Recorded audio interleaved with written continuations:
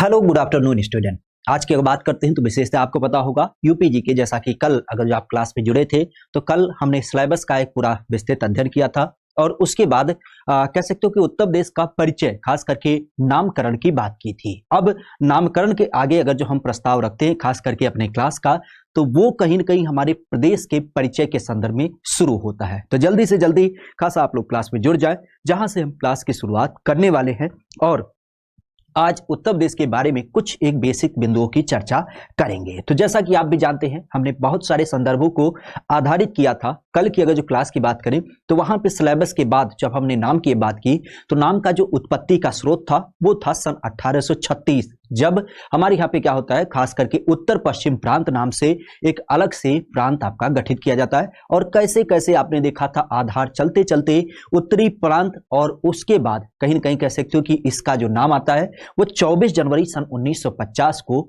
उत्तर प्रदेश के रूप में आ जाता है। हमने घटना का जिक्र किया था कि हमारे यहाँ पे संविधान के अंतर्गत कई सारे भाषा के आयोग, चूंकि भाषा के आधार पर राज्य बना था आंध्र प्रदेश, तो एक आयोग का गठन किया गया और उसने सुझाव दिया कि राज्यों का क्या हो, एक बार पुनः गठन हो, और इस कारण से एक बार उत्तर प्रदेश का पुनर्गठन भी देखने मिलता है और ये होता है 1 नवंबर सन 1956। हमें याद है इसी बिंदु तक हमने क्या किया था, क्लास को कंक्लूड करने की बात की थी। अब अगर जो इसके आगे बात करें तो फिर इसके आगे कहीं ना कहीं चीजों की बात करेंगे, ठीक है। डाटा बहुत खर्च हो रहा है, तो डाटा खर्च हो रहा है तो उसके लिए आप उसको क्या करें, जो आपका होता ना क्या कहते हैं उसको, पिक्सल को कम कर लें। और रही बात पीडीएफ, तो पीडीएफ भाई साहब एक बार अपनी क्लास में जाके देख लीजिए, क्योंकि जैसे ही क्लास सबमिट हुई थी उसके तुरंत विद इन 10 मिनट क्या होता पीडीएफ आपका हमने खड़े होकर अपलोड करा दिया था। तो ये शिकायत करेंगे तो यहां से इसको फेंक के मारा जाएगा। क्लियर है? इस चीज के लिए बिल्कुल तैयार रहिएगा, क्योंकि मार खाने वाली क्लास ये पूरी तरीके से है। अगर जो तनिको बदतमीजी करेंगे तो दौड़ा दौड़ा के हम पूरी तरीके से मारेंगे, ठीक है।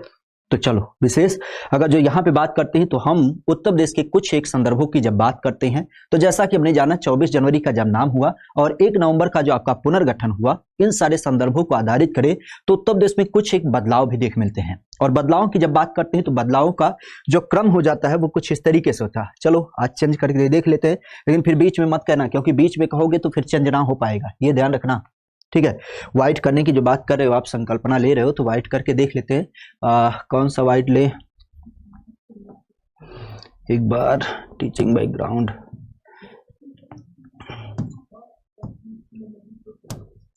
ये सही रहेगा, हल्का सा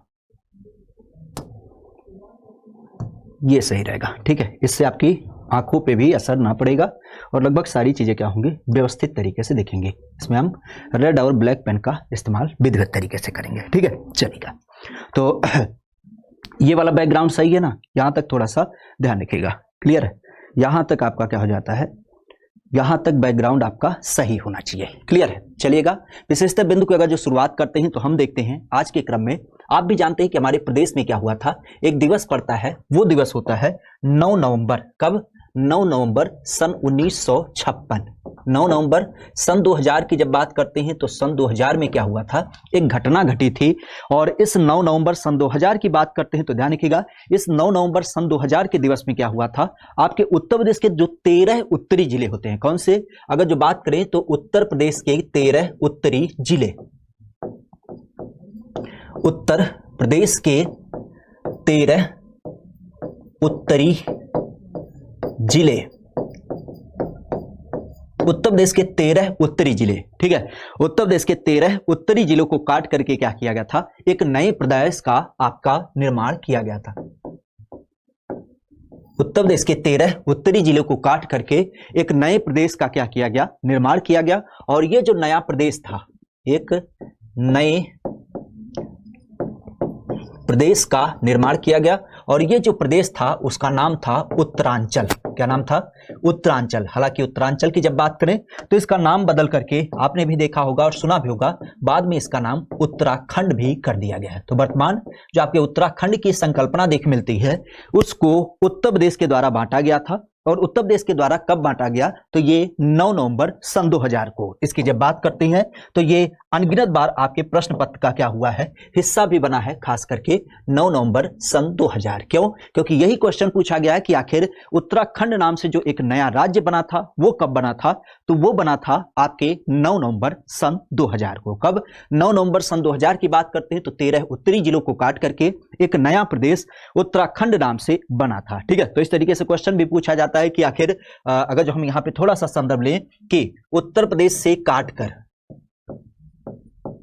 उत्तर प्रदेश से अलग करके उत्तराखंड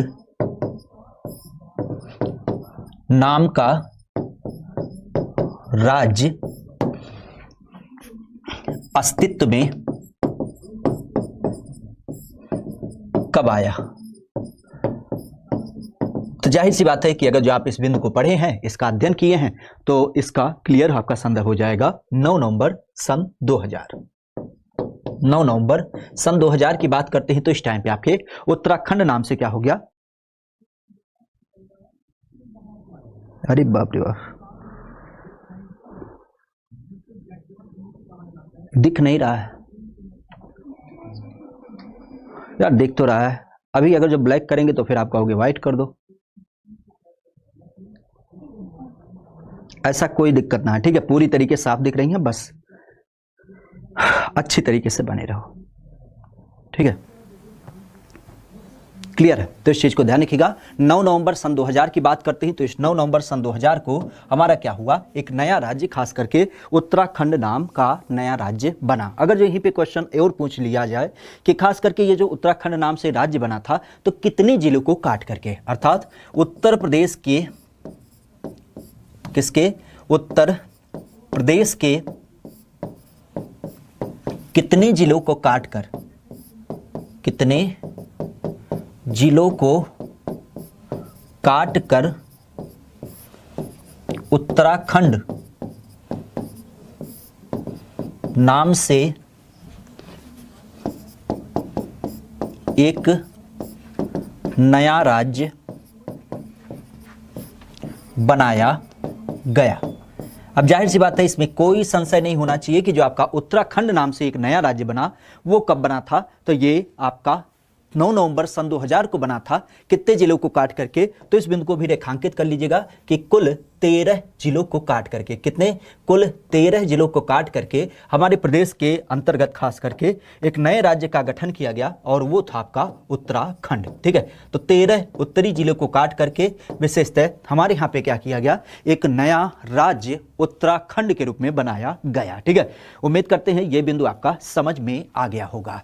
और एक क्वेश्चन और ध्यान रखिएगा, उस क्वेश्चन का स्वरूप आपके प्रश्न पत्र में देखने मिला था, तो इस कारण से हम उसकी चर्चा करते हैं कि क्वेश्चन का जो स्वरूप था वो यूं था कि उत्तर प्रदेश का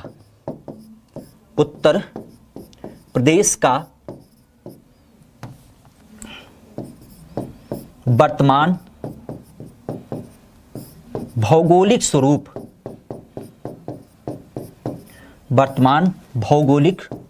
स्वरूप कब अस्तित्व में आया। इस क्वेश्चन को समझिएगा, इसमें क्वेश्चन का जो स्वरूप पूछ रहा है वो ये पूछ रहा है कि वर्तमान अस्तित्व कब आया। ठीक है, वर्तमान का संदर्भ कैसे समझेंगे, क्योंकि आप भी जानते हैं जब आपका उत्तराखंड नाम से नया राज्य बना था तो इस उत्तराखंड का जो संदर्भ था कुछ इस तरीके से उत्तर प्रदेश था। ठीक है, लेकिन 13 उत्तरी जिले क्या थे, ये इसके साथ अटैच थे। लेकिन जाहिर सी बात है जब उत्तराखंड को हमने अलग कर दिया तो वर्तमान हमारा ये वाला केवल भाग जो बचा यही उत्तर प्रदेश का संदर्भ लिया। तो इस कारण से जो वर्तमान स्वरूप है वो वर्तमान स्वरूप इन 13 जिलों को अलग करने के बाद आपको मिलता है। और इस कारण से आप सीधे तौर पे कह सकते हैं कि इनका जो स्वरूप आता है वो कब आता है, तो सीधी सी बात है जब हमारा नया राज्य बलक करके अलग हो गया। तो इस तरीके से कह सकते हो कि 9 नवंबर सन 2000 को क्या हो जाता है, 9 नवंबर सन 2000 की बात करते हैं तो इसका क्रम आपको देखने को मिलता है कितना, सन 9 9 नवंबर सन 2000 की जब बात करते हैं, जब आपके उत्तराखंड नाम से एक नया राज्य बन गया, तो उसके बाद ही जाहिर सी बात है कि उसके बाद मैप में हमारे बंटवारा हुआ, और बंटवारा होने के बाद जो एक्चुअल आज का स्वरूप है, वर्तमान भौगोलिक स्वरूप है, वो आपको देखने को मिलता है। ठीक है, तो उम्मीद करते हैं कि क्वेश्चन भी आपको समझ में आ रहा होगा कि इस तरीके से क्या होते हैं आपके बिंदु कहीं ना कहीं परीक्षा में पूछे जाते हैं। ठीक है, तो बिंदुओं का जो संदर्भ लिया जाता है वो इसी आधार पर लिया जाता है, सीधे से इसी प्रकार के हल्के फुल्के टाइप के क्या होते हैं प्रश्न भी आपके बनते हैं। इवन अभी आपने लास्ट टाइम देखा था कि यूपीएसआई में एक क्वेश्चन पूछा गया था, और उस यूपीएसआई के क्वेश्चन का भी यहां पे अगर जो हम जिक्र करें तो पूछा गया था कि उत्तर प्रदेश का पुराना नाम क्या। आप जानते भी हैं, इसको कई बार पूछा गया और रिपीट किया गया कि उत्तर प्रदेश का पुराना नाम। तो जाहिर सी बात है कि उत्तर प्रदेश का जो पुराना नाम था वो क्या था। उत्तर प्रदेश होने से पहले इसका पुराना नाम संयुक्त प्रांत था। तो यही तो प्रश्न पूछा गया था कि उत्तर प्रदेश का पुराना नाम क्या था। तो जाहिर सी बात है कि संयुक्त प्रांत इसका पुराना नाम था। और यह क्वेश्चन अभी आपके यूपीएसआई में कह सकते हो जो अभी आपका हुआ था, उसमें लगातार 4-5 बार रिपीट भी हुआ था। तो इस बिंदु को ध्यान रखिएगा। क्वेश्चन कोई बहुत कह सकते हो कि मंगल टाइप का नहीं आता है। जो क्वेश्चन आते हैं वो धरातल पे ही होते हैं, और यही आप सबके बीच के एग्जामिनर होते हैं जो चीजों को समझते हैं तो सीधे तौर पर उससे क्वेश्चन पूछते हैं। अगर जो आपने बिंदु को टॉपिक को एक बार कायदे से समझ लिया है तो जाहिर सी बात है कि आपको कोई समस्या नहीं होगी। क्लियर है? तो चलिएगा, इस बिंदु में लगभग हमें लगता है सारी चीज आपकी क्लियर होंगी। अब हम बढ़ते हैं थोड़ा सा आगे, और आगे बढ़ने का जो हमारा संदर्भ होगा वो होगा उत्तर प्रदेश के राजधानी को आधारित करते हुए। क्योंकि आप भी जानते हैं हमारे प्रदेश की जो राजधानी थी वो केवल एक जगह नहीं टिकी थी। जैसा कि आप भी जानते हैं कि जैसे नामों का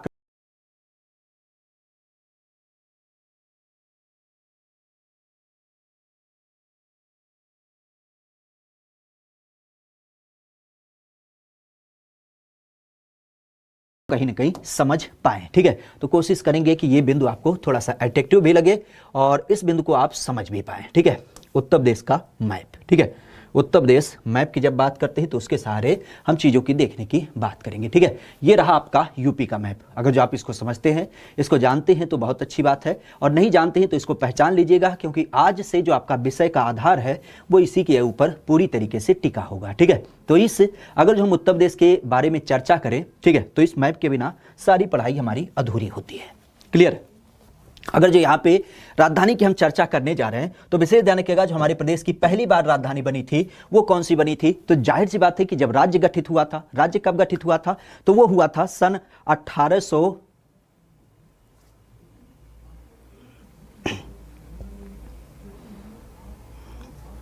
इसमें आपका कोई तर्क ही ना होता है। ठीक है, ये क्लासेज आपको YouTube पे मिलती थी, तो यहाँ पे क्यों, यहाँ पे ये क्लासेज क्रम से मिल रही है, यहाँ पे ये चीज़ें एक व्यवस्थित तरीके से मिल रही हैं, यहाँ पे जो चीज़ें मिल रही हैं यहाँ पे आपको सुव्यवस्थित तरीके से मिल रही हैं, सबको सामने एक्सप्लेन करके तब बताया जा रहा है। काहे मतलब परेशान हो रहे हो आप, हद कर देते हो कभी कभी। ठीक है, तो इस कारण इतना ना परेशान हो। क्लियर है?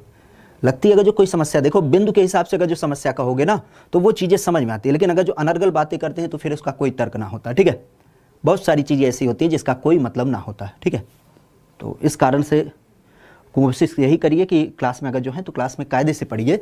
बिल्कुल विश्वास मानिएगा, जितने इंटरेस्ट से आप पढ़ेंगे उतने इंटरेस्ट है, हमारी भी इच्छा होगी कि आपको अच्छी तरीके से समझाया जाए, लेकिन जब आप इरिटेशन का पूरा माहौल पैदा करेंगे तो उससे चीज़ें बदल जाएंगी। क्योंकि जाहिर सी बात है, पड़ोसी भी आपका इरिटेट ही आपको करता है, कभी आगे ना बढ़ने देता है। वो बार बार यही बोलता है तुमसे ना हो पाएगा, वो चाहता है कि तुमसे ना हो पाए, जबकि हमें क्या करना है, हमें तो करके दिखाना है, और उसके क्या करना है, अपने दरवाजे पे डीजे लगा के फिर नागिन डांस कराना है। और ये तभी संभव हो पाएगा जब हम शांत स्वभाव से चीज़ों का अध्ययन करें जो कि हमारी परीक्षा के रिलेवेंट है। ठीक है, अनर्गल बातें ना करें। जाहिर सी बात है, आप भी जानते हैं इतना पैसा कहाँ से आता है। उस पापा का चेहरा देखिएगा जिसने अपने पसीने की एक एक बूंद क्या की है, आपके लिए कुर्बान की है। आपके लिए हो सकता हो कि 1000 रुपये मायने ना रखते हो, लेकिन उनके लिए काफ़ी महत्वपूर्ण होता है, क्योंकि आज के समय में रोजगार देने का जो सबसे महत्वपूर्ण साधन है मनरेगा है, और मनरेगा की अधिकतम तनख्वाह 200 रुपये है। और उस 200 रुपये खास करके जब वो दिन भर काम करते हैं, दिन भर धूप में हो चाहे बरसात में हो चाहे कड़ाके की सर्दी हो, उस दिन भर काम करने के बाद उन्हें परिवार भी पालना पड़ता है और आपके लिए पैसा भी निकालना पड़ता है। तो उसकी मजबूरी को एक बार समझिएगा, और खास करके अपने मम्मी का चेहरा देखिएगा कि कितनी उम्मीद लगा के और कितने रुआसी चेहरे से बैठी होती हैं। अगर जो उस चीज़ को नहीं समझ पाते तो दुनिया की कोई ताकत नहीं आपको ना तो मोटिवेट कर सकती है ना तो आपको समझा सकती है। तो इस कारण हम बार बार कहते हैं कि केवल आप चीज़ों को समझने की कोशिश करिए। बाकी अगर जो कोई समस्या लगती है तो उसे बताइए, उससे संबंधित बिंदुओं को अगर जो हम ना दूर करेंगे तो वो हमारी प्रॉब्लम होगी। ठीक है, उम्मीद करते हैं समझ पा रहे होंगे। चलिए, यहाँ पे बात कर रहे थे राजधानी को क्रम आधारित करते हुए। राजधानी का जो हमारा क्रम बनता है, जैसा कि हमने बताया कि राज्य का जब निर्माण हुआ उसी के साथ आपको देखने मिला, और इसी के रूप में अगर जो देखा जाए, ठीक है, इसी के रूप में अगर जो देखा जाए तो हमारा पहला बार जो क्रम देखने मिलता है वो सन 1836 का होता है। और इस 1836 में हमने राजधानी किसे बनाया, तो ये बनाया था आपके आगरा को। कहां को? आगरा की जब बात करते हैं तो इस आगरा को पहली बार क्या किया गया, राजधानी बनाया गया। ठीक है, आगरा कहां पे है, तो आगरा अगर जो आप देख पाते हैं तो ये रहा आपका आगरा। ठीक है, पहली बार अंग्रेजों के द्वारा क्या किया गया, आगरा को राजधानी बनाया गया। ऐसा क्यों था, क्योंकि आगरा ही क्या थी उस समय हमारे प्रदेश का, एक तरीके से कह सकते हो कि जो राज्यों के नामकरण की जब बात करते हैं तो ये केंद्र बिंदु भी था, खास करके जब हम उत्तर पश्चिमी प्रांत की बात करते हैं। ठीक है, तो उत्तर पश्चिमी प्रांत के रूप में अगर जो देखा जाए तो आगरा का जब संदर्भ आता है तो इसी को हमने क्या किया, पहली बार में आपके प्रदेश की राजधानी भी घोषित कर दी। ठीक है, आगरा सन 1836।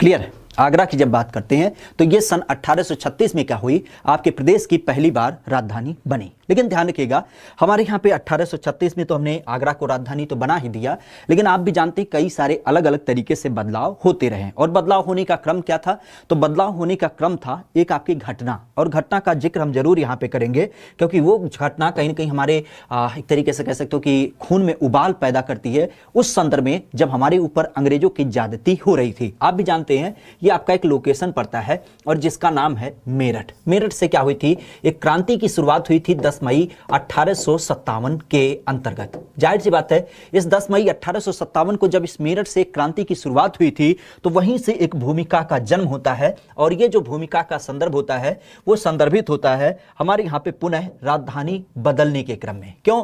क्योंकि अंग्रेजों को यह महसूस हुआ, आप भी जानते हैं कि 10 मई क्रांति जो शुरू हुई थी वो मेरठ से शुरू हुई थी, लेकिन बड़े स्तर पर अगर जो देखा जाए तो इस क्रांति की जो एक तरीके से चिनगारी हुई थी, एक जो चिनगारी हुई थी वो बड़े स्तर पे आपके लखनऊ भी फैली थी, आपके झांसी में भी थी, इसके अलावा प्रयागराज की जब बात करते हैं तो वहां भी थी, गोरखपुर में भी थी, लखनऊ में थी और बलिया में थी। इवन अगर बात करते हैं तो आपके बिहार और उत्तर प्रदेश के पूर्वांचल वाले लोकेशन पे इसका बड़े स्तर पे प्रभाव देखने को मिला था। क्यों? क्योंकि 1857 की क्रांति, जिसको हम आजादी के क्रम में पहली क्रांति मानते हैं, उसका क्रम आपको बड़े स्तर पे देखने मिलता है कि पूर्वांचल में देखने मिलता है। तो अंग्रेजों को भी यह बिंदु समझ में आया और उन्होंने सोचा कि हमें इनके ऊपर लगाम कस के रखना है।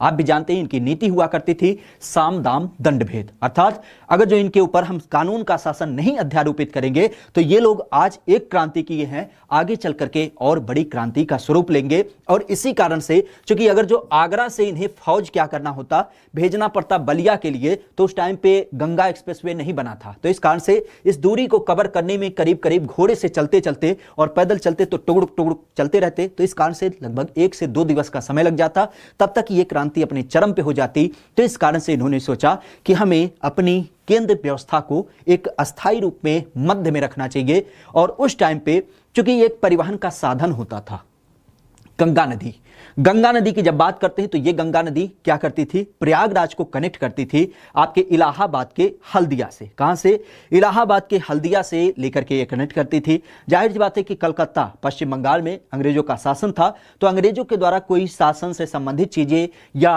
आयुध अर्थात हथियार की बात करें या सैनिकों की जब बात करें तो वो गंगा नदी के माध्यम से आसानी से भेजे जा सकते थे। तो कहीं ना कहीं प्रयागराज जो आपका केंद्र बिंदु था वो अपने पहुंच में एक बहुत बड़ी व्यवस्था लिए था। और इस प्रयागराज की जब बात करते हैं तो इस प्रयागराज में अंग्रेजों की पहुंच सुलभ तरीके से थी। तो इसी कारण से इन्होंने क्या किया, अगली बार जब हमारी क्रांति हुई 10 मई 1857 को, उसके बाद इन्होंने क्या किया, इस राजधानी को चेंज करके क्या किया, इस राजधानी को चेंज करके अब प्रयागराज कर दिया। और ये जो घटना थी वो थी सन 1858 की, अर्थात क्रांति की जो शुरुआत हुई थी वो 57 में हुई थी। और 57 में क्रांति को दबाने के बाद इन्होंने क्या किया, उसके अगले ही चरण में अर्थात कह सकते हैं उसके जस्ट तुरंत बाद, यूं कहें तो 1858 में इस राजधानी को बदल करके प्रयागराज घोषित कर दिया। और प्रयागराज की जब बात करते हैं, प्रयागराज तो विशेषतः आप भी जानते हैं कि ये क्या हो जाता है, ये हमारे यहाँ का पुनः एक अगला राजधानी का क्रम देखने मिलता है। और जहां पे अगर जो देखा जाए तो अंग्रेजों ने क्या किया,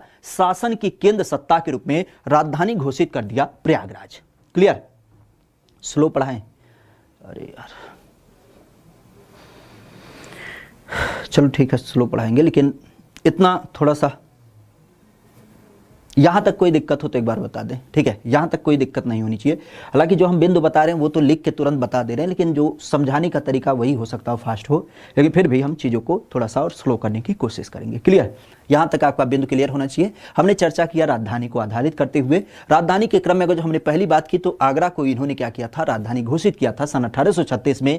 लेकिन उसके बाद हमने देखा कि जब हमारे यहाँ पे क्रांति हुई मेरठ से, तो इसकी जो एक कह सकते हो शुरू तो यहाँ हुआ था, लेकिन इसका जो प्रभाव हुआ वो पूर्वांचल में हुआ। तो अंग्रेजों को लगा कि हमें शासन प्रशासन का बिंदु हमें क्या करना चाहिए, अपने पूर्वांचल की तरफ रखनी चाहिए, क्योंकि इलाहाबाद इनकी पूरी तरीके से कनेक्टिविटी थी। तो उस कारण से इन्होंने क्या किया, इसको राजधानी का क्रम दिया। क्लियर? यहां पे इसका क्या किया, क्रम दिया। साथ ही साथ अगर जो देखा जाए तो यहीं पे आप ध्यान रखिएगा, जब ये इलाहाबाद राजधानी को क्रम दिए 1858 की बात करते हैं, इसके बाद और भी कई सारी नीतियां अंग्रेजों की आती हैं, जैसे डलहौजी की नीति थी, राज्य हड़प नीति की बात करते हैं, और इसके अलावा अगर जो देख रहे हैं तो और भी कई सारे संदर्भ देख मिलते हैं। तो कह सकते हो कि अंग्रेजों का शासन प्रशासन और विस्तारित हो रहा था।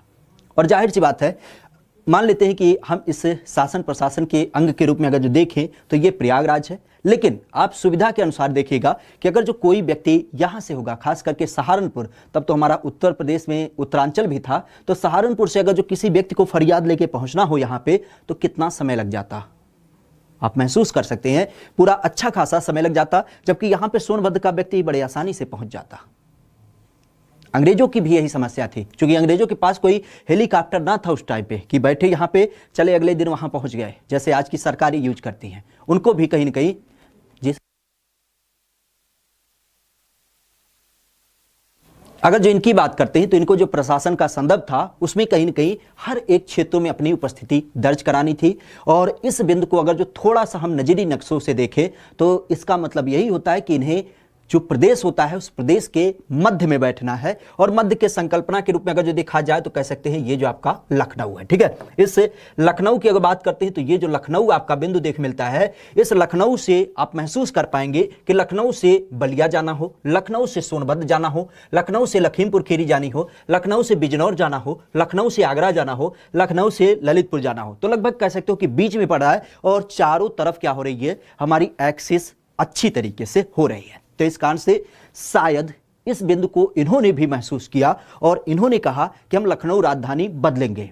लेकिन ध्यान रखिएगा, राजधानी बदलने का क्रम ऐसा नहीं होता था कि चार पल्लेदार को बुलाया, हे अमित आओ, सुनो सुनो, ये रजिस्टर यहाँ से ले चलो, लखनऊ रख देना, वहाँ से हमारी कार्यविधि चालू हो जाएगी। क्यों? क्योंकि इसके परिप्रेक्ष्य में कई सारे बिल्डिंग्स बनाने पड़ते थे, कई सारे ऑफिसों को डेवलप करना पड़ता था, इवन अधिकारियों का सेटलमेंट भी करना पड़ता था। तो इस कारण से सरकार ने सोचा कि हम पूरी तरीके से व्यवस्था को एक बैग नहीं बदलेंगे, पहले हम क्या करते, थोड़ा सा इसका इस्तेमाल करके देखते हैं क्या हमारे लिए ये यूजफुल है, और यूजफुल होगी तभी हम क्या करेंगे, इसको आगे कंटिन्यू करेंगे। और इस क्रम में अगर जो देखा जाए तो हमारे प्रदेश की जो राजधानी अगले क्रम में बनी वो बनी थी सन 1921 में। और सन 1921 की बात करते हैं तो ये बनाई गई थी आपके लखनऊ को। लखनऊ राजधानी की जब बात करते हैं तो ध्यान रखिएगा, ये जो लखनऊ बनाई गई थी वो बनाई गई थी आंशिक तौर पे, टेम्परेरी की जब बात करते हैं तो ये जैसा कि हमने चर्चा किया कि पूरी तरीके से नहीं बनाई गई। क्यों? क्योंकि राजधानी बदलने में बहुत सारी चीजों का चेंजमेंट करना पड़ता था। और यहां पे सरकार ने कहा कि हम एक बैग सारी चीजों को बदल नहीं सकते हैं, हम थोड़ा इसको यूज करके देखते हैं, अगर जो ये हमें लगेगा कि ये प्रभावशाली कदम है तो इसको हम कंटिन्यू करेंगे, और अगर जो नहीं लगेगा तो फिर हम अपने आप को कन्वर्ट कर लेंगे, बैक कर लेंगे एक तरीके से। तो यूं कह सकते हो कि लखनऊ जो राजधानी बनाई गई वो बनाई गई आपके आंशिक तौर पे। और इस लखनऊ की जब बात करते हैं, ठीक है, इस लखनऊ की जब बात करते हैं तो जब राजधानी आंशिक तौर पे बनाई गई, और जाहिर सी बात है सुविधा के तौर पे अगर जो हम बात करें तो कहीं ना कहीं जब राजधानी को आंशिक बना दिया गया, कब, सन 1921 में, तो ये बिंदु आपका काफी प्रभावित रहा। और प्रभावित रहा शासन की दृष्टि से, तो इन्होंने कहा कि नहीं, ये तो बहुत अच्छी सुविधा रही, और ये जो आंशिक स्वरूप हमने इस्तेमाल किया था अब इसको हमें क्या करना चाहिए, पूर्ण तरीके से कर लेना चाहिए। लेकिन ये बदलाव कैसे आए आप भी जानते हैं। हमारे यहां पे जो बदलाव का क्रम पुनः देख मिलता है वो हो जाता है, एक कानून आता है अंग्रेजों के द्वारा ही, वो आता है सन 1935 में, भारत शासन अधिनियम। इस भारत शासन अधिनियम की जब बात करते हैं तो उसके क्रम में आपको देख मिलता है एक बिंदु कि भारत शासन अधिनियम की जब बात करते हैं तो उसका मतलब यह था कि हम कैसे अपने पूरे प्रदेश में शासन प्रशासन को स्थापित करेंगे, जो कि इंग्लैंड के राजा महाराजा के द्वारा भेजा गया एक कानून था भारत के शासन के लिए। और उसके अनुसार आप भी जानते हैं कि जितने हमारे यहाँ पे राज्य थे उन राज्यों में चुनाव हुए थे, राज्यों में विधानसभा गठित हुई थी और राज्यों की अपनी क्या हुई थी, अंतरिम सरकारें भी बनी थी। इसी क्रम में चूंकि उस टाइम पे ईवीएम वगैरह की सुविधा नहीं थी तो चुनाव कराने में थोड़ा टाइम लगता था। तो यूं भारत शासन अधिनियम 1935 में आया, 36 में चुनाव हुए थे और 37 में जाके इसके रिजल्ट घोषित हुए और उसी अनुरूप जब सरकारें बनी तो इनके लिए क्या किया गया, व्यवस्था को भी डेवलप किया गया। और उसी स्वरूप में हम देखते हैं कि हमारे प्रदेश की जो राजधानी थी अब उसको अस्थायी तरीके से कर दिया गया और वो जो घोषित किया गया वो किया गया सन 1936-37 में। कब? सन 1936-37 की जब बात करते हैं तो अब आपके प्रदेश की राजधानी लखनऊ को ही बना दिया गया। और ये जो लखनऊ राजधानी बनाई गई अब इसको हमने क्या कहा कि ये क्या होगी, पूर्ण तरीके से अर्थात संपूर्ण रूप से ये आपके उत्तर प्रदेश की क्या हो जाएगी, राजधानी हो जाएगी। पहले टेम्परेरी थी लेकिन अब हमने कहा कि हमारे प्रदेश की पूरी तरीके से राजधानी क्या हो जाएगी, आपकी लखनऊ हो जाएगी। तो इस बिंदु को खासा ध्यान रखिएगा कि हमारे प्रदेश की जो राजधानी बनाई गई वो बनाई गई सन 1936-37 में आपके लखनऊ के रूप में। ठीक है, लखनऊ को सन 1936-37 में क्या किया गया, आपके प्रदेश की राजधानी बना दी गई। यहां तक अगर जो कोई बिंदु संशय में है तो इसे जरूर बताएं। ठीक है, अगर जो इस तक आपको लग रहा है कि नहीं नहीं ये बिंदु हमें नहीं समझ में आया या फिर कोई ऐसी समस्या नजर आ रही है जिसके बारे में आप समझे ना हो या कोई ऐसा बिंदु जो आपको समझ में ना आया हो तो उसे जरूर हम 1 मिनट के लिए आपके साथ रूबरू होना चाहेंगे। बताएं, राजधानी का मतलब क्या होता है? राजधानी का मतलब कैपिटल बोलते हैं। ठीक है, क्या बोलते हैं इसको? कैपिटल।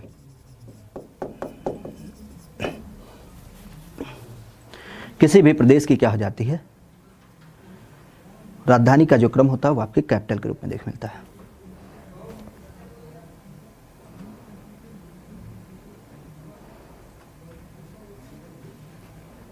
नहीं समझ में आया?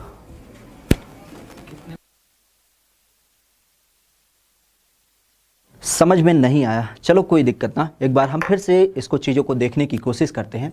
राजधानी मतलब एक चीज़ ध्यान रखिएगा, जब शासन प्रशासन की बात की जाती है तो एक आपका क्या होता है, ऑफिशियल। जैसे किसी एक मैनेजमेंट की बात करें, जैसे मान लो एग्जामपुर ये पूरी तरीके से है तो एग्जामपुर का क्या होगा, एक ऑफिस होगा जहाँ से इसकी पूरी क्या होती है, कार्यवाहियाँ संचालित होती हैं। तो जाहिर सी बात है कि हमारे यहाँ पे जो पूरा प्रदेश था इसके शासन करने के लिए एक क्या किया जाता है, कैपिटल डेवलप किया जाता है। मैनेजमेंट सेंटर की जब बात करते हैं तो उसकी जो शुरुआत की गई वो आपको प्रमुखता से देखने मिला था किसके रूप में, तो पहला जो देख मिला था 1836 में आगरा के अंतर्गत। और आगरा के बाद हमने दूसरी राजधानी को जब कन्वर्ट किया, क्योंकि 10 मई 1857 की क्रांति हुई थी, उसके बाद हमने राजधानी बदला आपके प्रयागराज को। प्रयागराज जैसे हमने राजधानी बदला, क्योंकि हमने देखा कि शासन प्रशासन के अंतर्गत हमें केंद्र में रहना चाहिए, तो इस व्यवस्था को चेंज करने के लिए हमने क्या किया, सन 1921 में अपने राजधानी को बदल करके लखनऊ कर दिया। लखनऊ चूंकि हमारी व्यवस्था के अनुरूप बैठे तो हमने क्या किया, जब भारत शासन अधिनियम आया उसके बाद इसको हमने पूरी तरीके से कन्वर्ट करके अपने राजधानी को चेंज कर दिया किसके रूप में, तो ये आप कह सकते हो कि प्रमुखता से हमारे यहां पे राजधानी सन 1936-37 में आपके लखनऊ को कर दिया और ये आपके अस्थायी रूप से कर दिया गया। क्लियर? ठीक है, मस्ती के साथ पढ़ाएं, हम मस्ती के साथ पढ़ाएंगे किसी दिन, यहाँ पे भोजपुरिया गाना बजा के फिर वही डांस वांस भी करके बजाएंगे। ठीक है, परेशान ना हो, लेकिन चीज़ों को देख करके। ठीक है, सिया थोड़ा प्लीज़ धीरे पढ़ाएं। ठीक है, अरे धीरे ही तो चल रहा है, इसमें कौन सी मतलब बहुत ज़्यादा बुलेट ट्रेन थोड़ी ना चल रही है, चीज़ों को तो हम देख ही रहे हैं पूरी तरीके से।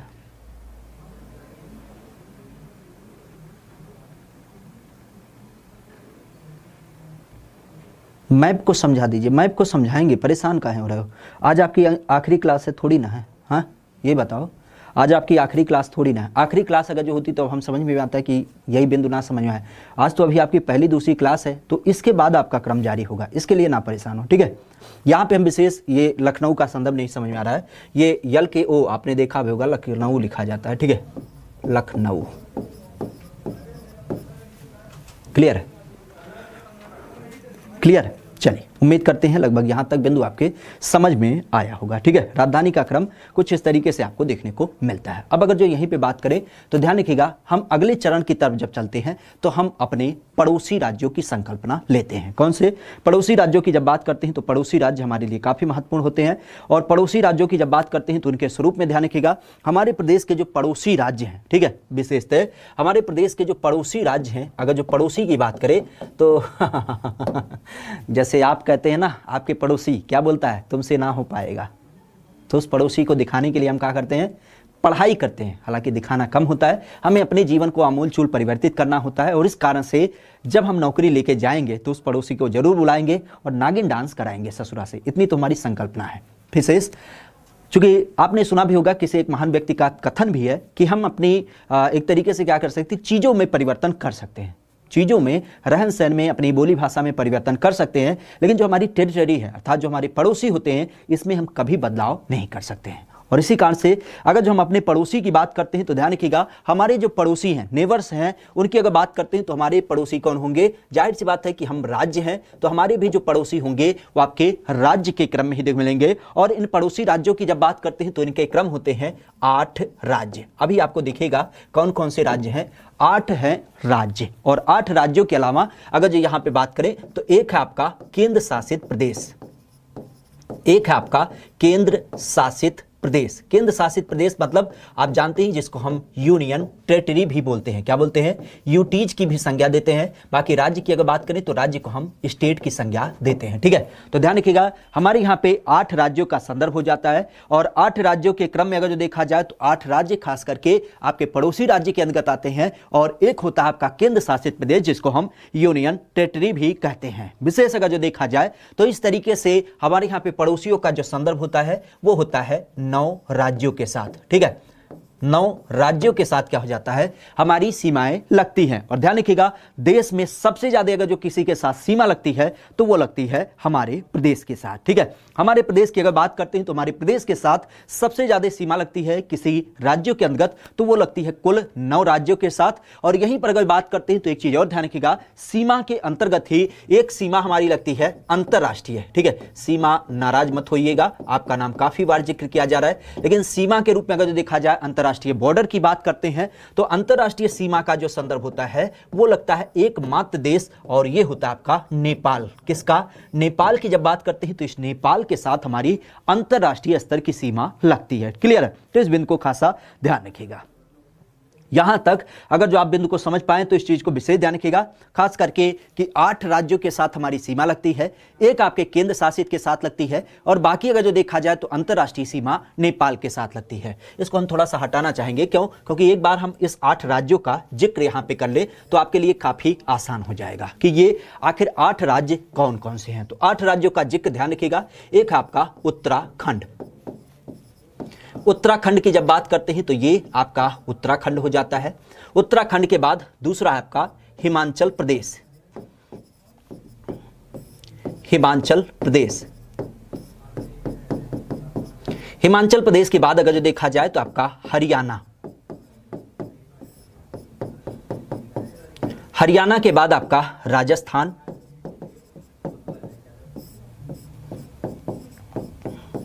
राजस्थान के बाद आपका मध्य प्रदेश।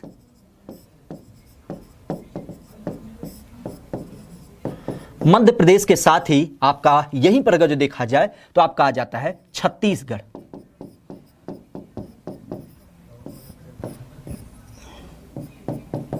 छत्तीसगढ़ के बाद आपका झारखंड।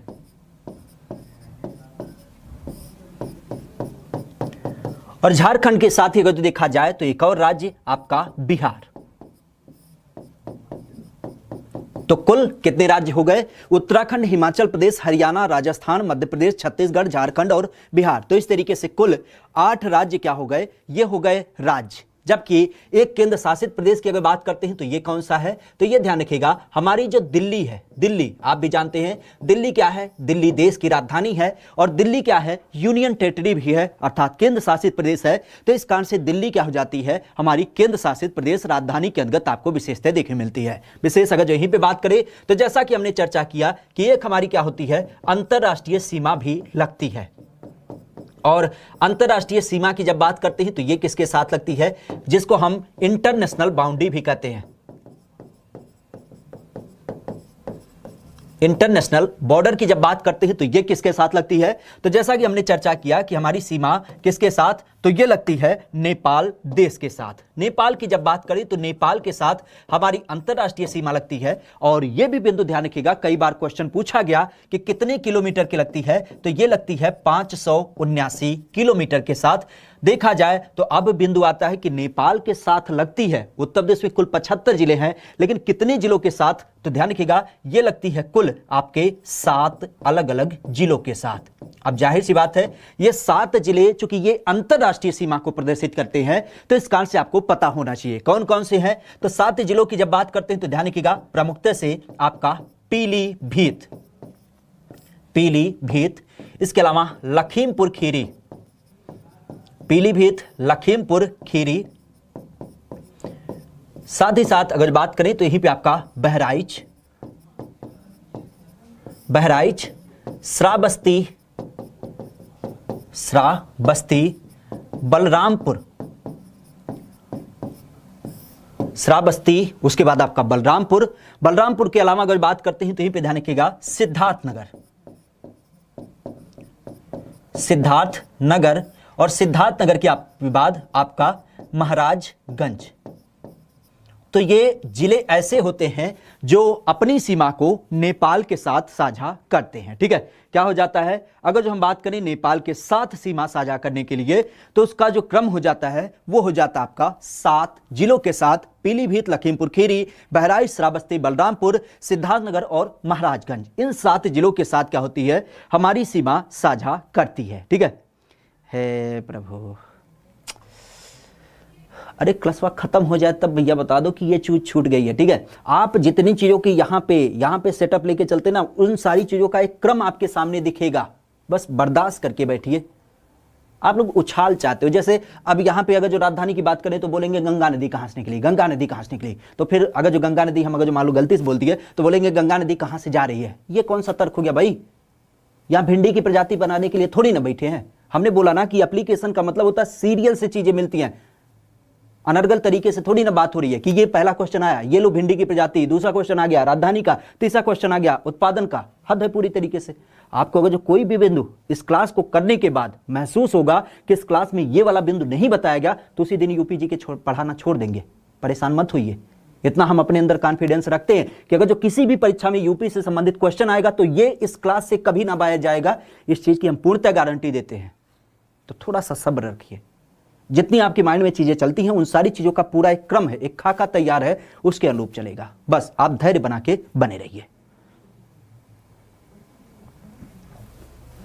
क्लियर है, यहां तक बिंदु आपका क्लियर होना चाहिए। उम्मीद करते हैं यहां तक आपका बिंदु क्लियर होना चाहिए। अब अगर जो जैसा कि आप कंफ्यूज हो रहे होंगे कि ये सारी चीजें तो दिखने में अच्छी लग रही हैं, लेकिन अगर जो हम इसको मैप के सहारे देखें तो इसका अगला चरण हम यहां पे मैप के सहारे ही इंट्रोड्यूस करेंगे, खास करके मैप को इंटर करने के साथ। अगर जो मैप की बात करते हैं तो मैप के सहारे देख लीजिए कौन कौन सी चीजें कहां कहां पे दिखती हैं, और उसके आधार पर अगर जो बात करें तो आपको पूरी तरीके से बखूबी दिखेगा। ठीक है, तो एक बार अगर जो हमने पढ़ लिया तो अब हमें चीजें क्या होंगी, प्रदर्शित होनी चालू हो जाएंगी। इसी कारण से हमने शुरुआती दौर में मैप को नहीं निकाला था। क्यों? क्योंकि मैप निकालने का मतलब हो जाता कि हमें पहले शुरू में चीजें पता होती, तब उसके बाद अगर जो मैप के सहारे चीजों को खेलते तो हमें बहुत अच्छा लगता है। ठीक है, तो इस कारण से अब ध्यान रखिएगा।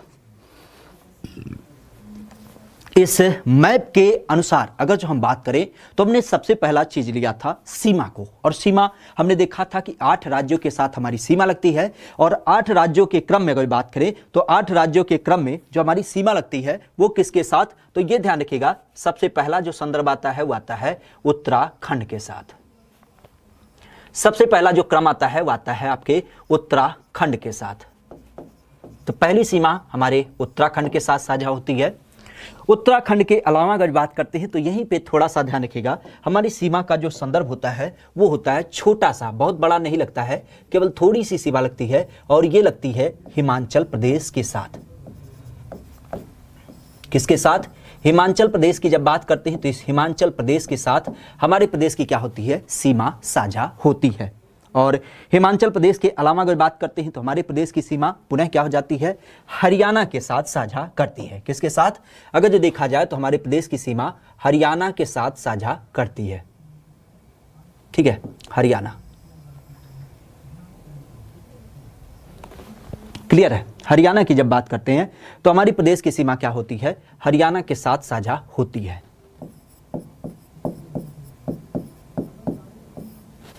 हरियाणा के अलावा अगर जो हम बात करें तो हमारी प्रदेश की ही सीमा क्या करती है, आपके राजस्थान के साथ भी साझा होती है। किसके साथ? अगर हम बात करें तो हमारे प्रदेश की सीमा क्या होती है, राजस्थान के साथ भी साझा होती है। और राजस्थान के क्रम में ये प्रदेश के 2 जिलों से साझा होती है। खास करके आप अगर जो जानते होंगे और सुने भी होंगे, एक तो होता आपका आगरा और एक आपका मथुरा। तो राजस्थान के साथ हमारे प्रदेश की सीमा साझा होती है। क्लियर है? राजस्थान के साथ हमारे प्रदेश की सीमा साझा होती है। इसके अलावा अगर जो देखा जाए तो पुनः हमारी सीमा का जो अगला क्रम आता है वो आता है मध्य प्रदेश के साथ। किसके साथ? आपके मध्य प्रदेश के साथ। और मध्य प्रदेश के साथ हमारे प्रदेश की सीमा काफ़ी अच्छी खासी लगती है और इसके ऊपर इसी कारण से क्वेश्चन भी बनता है। विशेषतः अभी हम चर्चा का संदर्भ रखेंगे तो ध्यान रखिएगा, हमारी सीमा साझा होती है मध्य प्रदेश के साथ।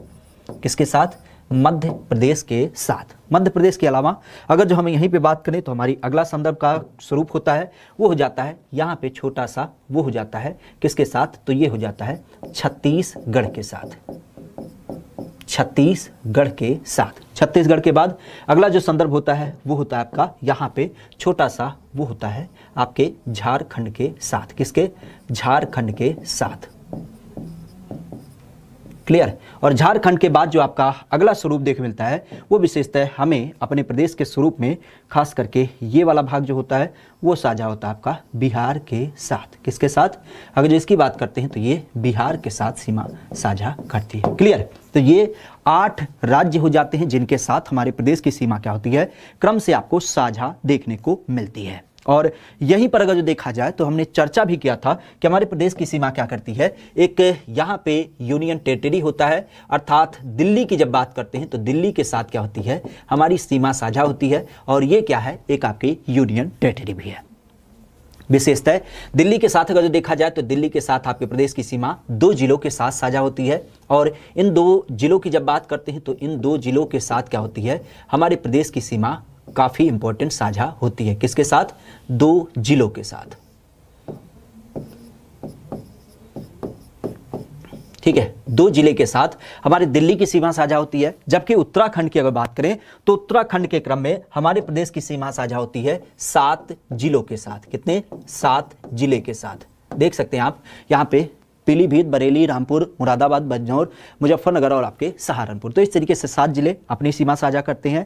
यहाँ पे अगर जो देखा जाए तो हिमाचल प्रदेश केवल 1 जिले से अपनी सीमा साझा करता है और वो एक जिला है केवल आपका सहारनपुर। यहाँ पे अगर जो हरियाणा की बात करते हैं तो हरियाणा से हमारा 6 जिला अपनी सीमा साझा करता है। कितना? 6 जिला अपनी सीमा साझा करता है। और साथ ही अगर बात करते हैं तो राजस्थान, जैसा हमने चर्चा भी किया था कि इसके साथ 2 जिले अपनी सीमा साझा करते हैं। इसके अलावा मध्य प्रदेश की जब बात करते हैं तो इसके साथ 11 जिले क्या करते हैं, अपनी सीमा साझा करते हैं। और 11 जिले के अलावा छत्तीसगढ़ और झारखंड की जब बात करते हैं तो इसके साथ कितनी सीमा, तो छत्तीसगढ़ और झारखंड के साथ हमारे प्रदेश के एक जिले क्या करते हैं, सीमा साझा करते हैं। एक जिला इसके साथ और एक जिला इसके साथ अपनी सीमा साझा करता है। जबकि बिहार की अगर बात करते हैं तो बिहार के साथ कुल 7 जिले क्या करते हैं, अपनी सीमा साझा करते हैं। ठीक है, बिहार के क्रम में ध्यान रखिएगा कि बिहार से कुल क्या होते हैं, 7 जिला खास करके अपनी सीमा साझा करता है। ठीक है, 7 जिला बिहार के साथ अपनी सीमा साझा करता है। क्लियर है? यहां तक कोई बिंदु ना समझ में आया हो तो एक बार जरूर बताएं।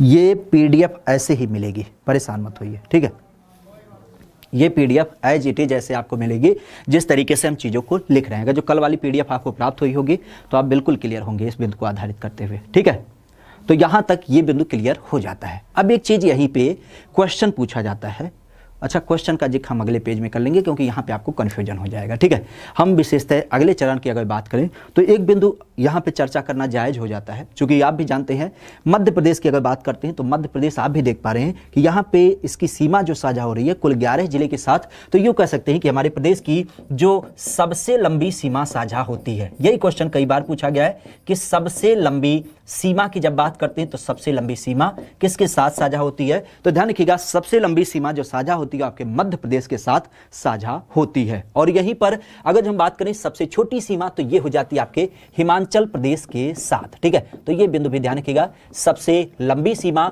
और सबसे छोटी सीमा किसके साथ, तो ये आपके हिमाचल प्रदेश और इसके अलावा अगर जो यहाँ पे बात करें तो आपके मध्य प्रदेश के साथ सबसे छोटी सीमा। क्वेश्चन के स्वरूप में ही ध्यान रखिएगा, ये जो आप एक जिला देख पा रहे होंगे ललितपुर, तो ललित भाई बड़े अपने आप में इंपॉर्टेंट होते हैं। क्यों? क्योंकि इसकी अगर जो बनावट की बात करेंगे तो आप देख पा रहे होंगे कि ये जिला क्या है आपका तीन ओर से क्या है, मध्य ओर से घिरा हुआ है। और यही क्वेश्चन कई बार पूछा गया है कि उत्तर प्रदेश का एक ऐसा जिला जो तीन तरफ से क्या है, तीनों तरफ से क्या है, मध्य प्रदेश से घिरा है। किससे? मध्य प्रदेश से घिरा है। तो जाहिर सी बात है कि तीन ओर से घिरा जो आपका मध्य प्रदेश से जिला है वो आपका ललितपुर के रूप में हो जाता है। और ये क्वेश्चन तो काफी महत्वपूर्ण होता है आपके परीक्षा के दृष्टिकोण से, क्योंकि उत्तर प्रदेश का कह सकते हैं कि एकमात्र जिला, उत्तर प्रदेश का एकमात्र जिला जो क्या है आपके 4 राज्यों के साथ सीमा साझा करता है। किसके साथ? 4 राज्यों के साथ सीमा साझा करता है। तो ये 4 राज्य कौन कौन से हैं? तो एक आपका यहाँ पे आप देख सकते हैं कि एक आपका है बिहार, एक कौन सा है, एक आपका बिहार।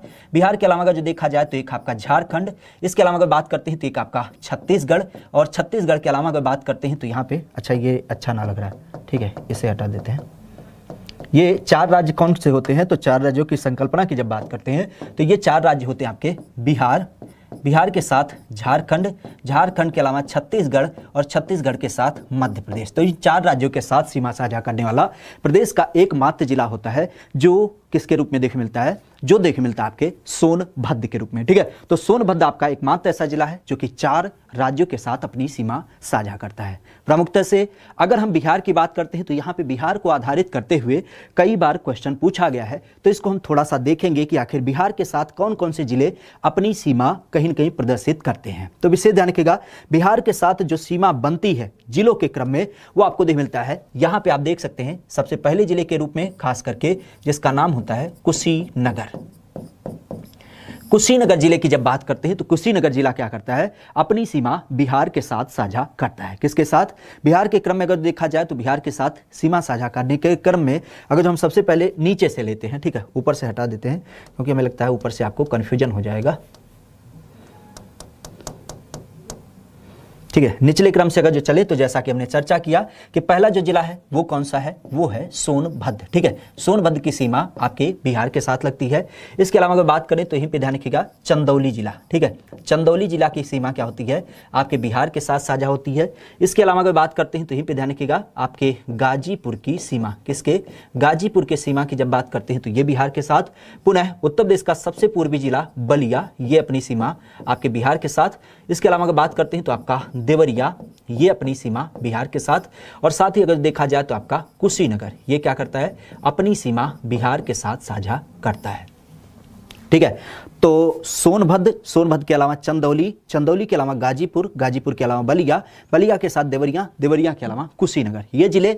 और इसके अलावा अगर बात करते हैं तो थोड़ा सा भाग क्या होता है आपके महाराजगंज का आपके जिले के क्रम में साझा होता है। तो इस तरीके से कुल क्या हो जाते हैं, यहाँ पे आपके जिले के स्वरूप देखने को मिलते हैं। ठीक है,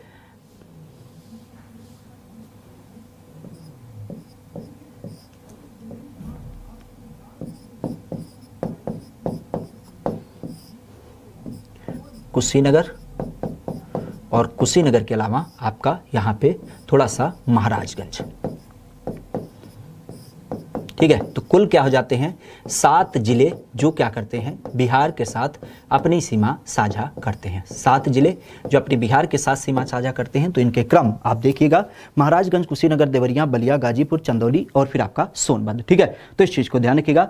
बाकी अगर जो यहीं पे बात करें तो जैसा कि हमने अपने पूरे बॉर्डर को देख लिया और क्वेश्चन का स्वरूप देखा, अब यहाँ पे जो अगला पड़ाव आता है वो आता है अंतरराष्ट्रीय सीमा का। और अंतरराष्ट्रीय सीमा हमारे परीक्षा के लिए तो कह सकते हैं कि ये रामबाण है। है। किसके लिए? हमारी परीक्षा के लिए ये सीमा काफ़ी महत्वपूर्ण है और काफ़ी रामबाण सीरीज है। विशेष जैसा कि हमने चर्चा किया कि हमारी अंतर्राष्ट्रीय सीमा जो साझा होती है वो किसके साथ साझा होती है, तो ये आप जानते हैं नेपाल के साथ। किसके साथ?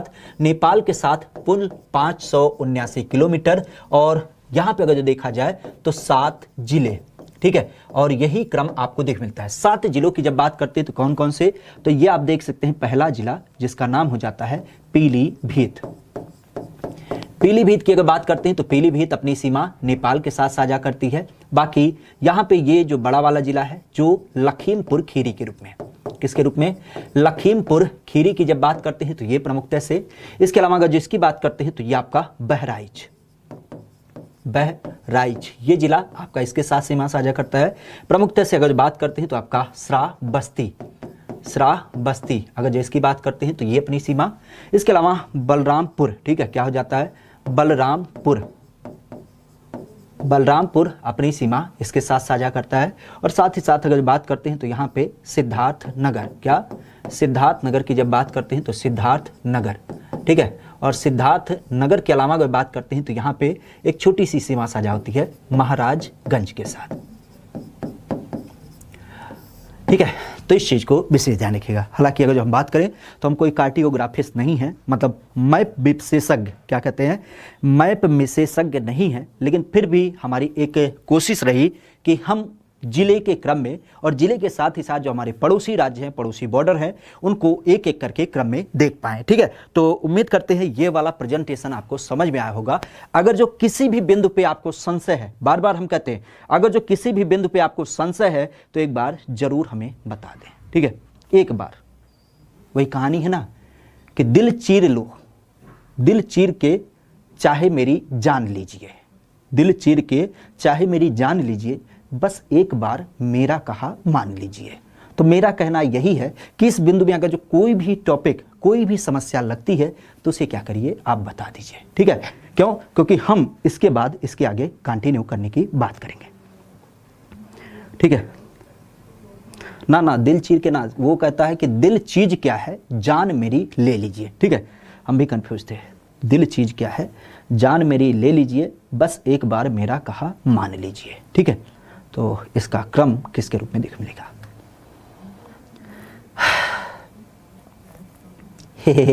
हिमाचल प्रदेश के साथ कितने जिले सीमा साझा करते हैं चाचा? हिमाचल प्रदेश के साथ हमने बता दिया है कि हिमाचल प्रदेश के साथ केवल एक जिला साझा होती है और वो होती है सहारनपुर। तो इसमें काहे परेशान हो रहे हो, ठीक है। एमपी के राज्य बता दें। एमपी का राज्य कभी पूछा नहीं जाता, लेकिन फिर भी देख लीजिए। आप देख सकते हैं यहाँ से शुरू है आगरा, इसके अलावा इटावा, इसके अलावा जालौन, झांसी, ललितपुर, महोबा, कह सकते हो हमीरपुर, बांदा, चित्रकूट और फिर आपका प्रयागराज। प्रयागराज के अलावा मिर्जापुर और मिर्जापुर के बाद आपका सोनभद्र। तो इस तरीके से क्या हो जाते हैं, अपने कुल 11 जिले साझा करते हैं, ठीक है। नेपाल से फिर से रिपीट कर दें, वाह भाई वाह, अरे दादा, ठीक है। नेपाल के साथ 7 जिले हैं। 7 जिले में जैसा कि हमने चर्चा किया 579 किलोमीटर, खास करके 7 जिले का क्रम है पीलीभीत, लखीमपुर, बहराइच, श्रावस्ती, बलरामपुर, सिद्धार्थनगर और फिर आपका महाराजगंज। ये 7 जिले क्या हो जाते हैं, नेपाल के साथ अपनी क्या करते हैं, सीमा साझा करते हैं, ठीक है। सबसे कम और 4 राज्यों वाला, सबसे कम हमने 4 यहाँ पे लिखा है ना, सबसे कम छोटी सीमा। अच्छा चलो इसको हम बॉक्स में कर देते हैं, जिससे आपको जो कहीं ना कहीं कंफ्यूजन वाला मुद्दा लग रहा है वो दूर हो जाएगा, ठीक है। तो यहाँ से एक बिंदु, अभी हम क्वेश्चन दे रहे हैं इसके ऊपर, परेशान मत होइए। सबसे छोटी सीमा आपके नेपाल के साथ लगती है।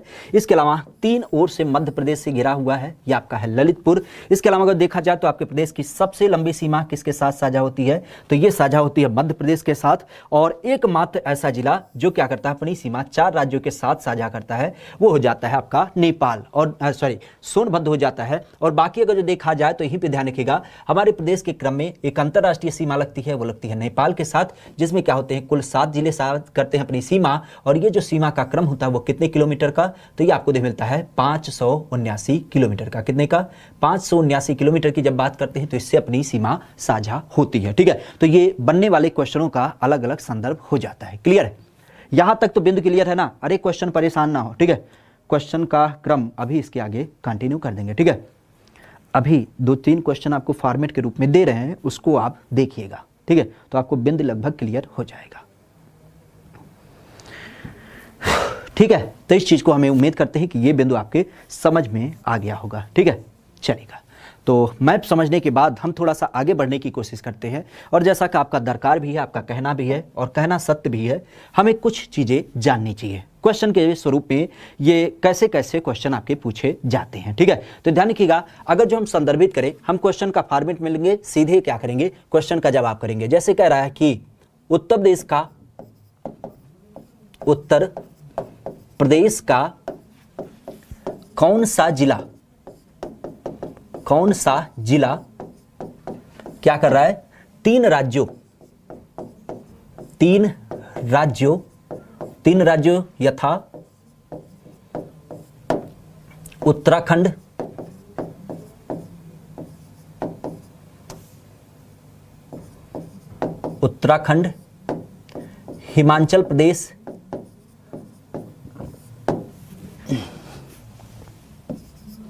हिमाचल प्रदेश और हरियाणा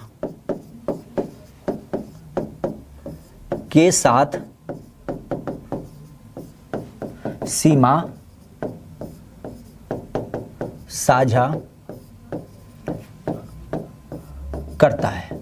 ठीक है, उत्तर प्रदेश के क्रम में अगर देखा जाए तो कौन सा जिला ऐसा है जो कि तीन राज्यों यथा उत्तराखंड, हिमाचल प्रदेश और हरियाणा के साथ सीमा साझा करता है। तो इसमें कोई कंफ्यूजन नहीं होनी चाहिए, क्योंकि हमने देखा कि हमारे प्रदेश के एकमात्र जिला ऐसा है जो कि केवल हिमाचल के साथ सीमा साझा करता है, और वो है सहारनपुर। तो बाकी आप देख सकते हैं कि उत्तराखंड के साथ सहारनपुर और साथ ही साथ हरियाणा के साथ भी सहारनपुर। तो इसका सीधा सा जवाब जो हो जाएगा वो हो जाएगा आपका सहारनपुर। क्या हो जाएगा, सहारनपुर की जब बात करते हैं तो सहारनपुर जिला ऐसा है जो क्या करता है, तीन राज्यों के साथ अपनी सीमा साझा करता है। और यूं अगर जो यहीं पर एक क्वेश्चन का संदर्भ हम ले ले, कह सकते हो कि एकमात्र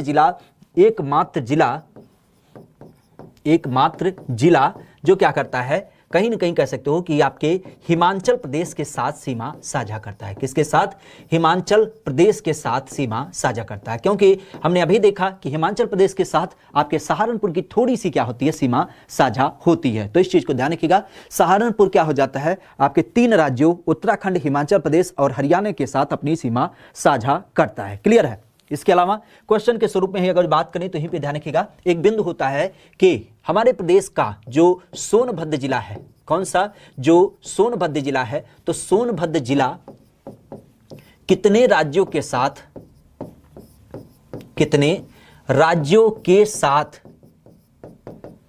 सीमा साझा करता है,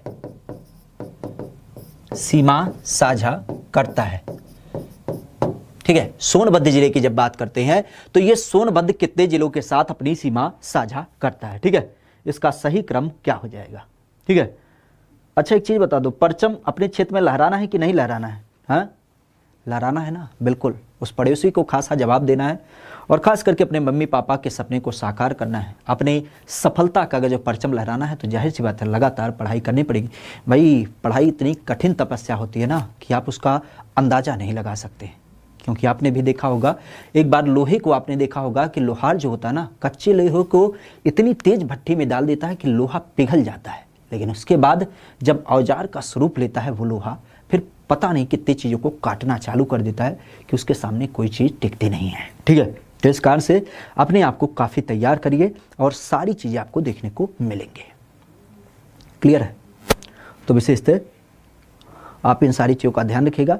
और अगर जो, हालांकि आप लोग तो कोर्स ले चुके हैं, लेकिन फिर भी अगर जो कोई आपके जानने वाले कोर्स लेना चाहते हैं तो जो छूट का संदर्भ है उसे ज़रूर बताइएगा। छूट के क्रम में आप भी जानते हैं कि एक कोड लगाने के बाद आपको 10% का छूट मिल रहा है, और वो कोड है खासा हमारा नाम। कौन सा? एक नाम है हमारा अमित पांडे। तो पांडे 10 आप अगर जो लगाएंगे तो उससे क्या होगा, आपको 10% का छूट मिल जाएगा, ठीक है।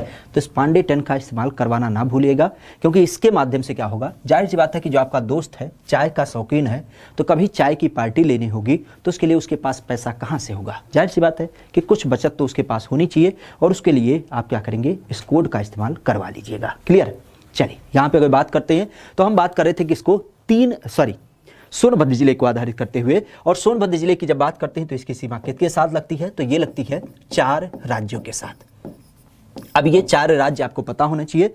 अगर जो हम यहाँ पे क्या करें, मैप की बात करें, ठीक है, अगर जो हम बात करें मैप की, तो मैप का जो संदर्भ है हमने बताया 4 राज्यों के साथ कौन कौन सी, तो आपकी मध्य प्रदेश, छत्तीसगढ़, झारखंड और फिर आपका सोनभद्र। जितने लोगों ने हमारा कोड इस्तेमाल किया है विशेषतः बहुत बहुत धन्यवाद। और कह सकते हो कि उस कोड का दुरुपयोग आपका नहीं होगा, खास करके यूपीजी के इतनी अच्छी पढ़ा देंगे ना कि उसके बाद ऐसे सीना चौड़ा करके घूमोगे।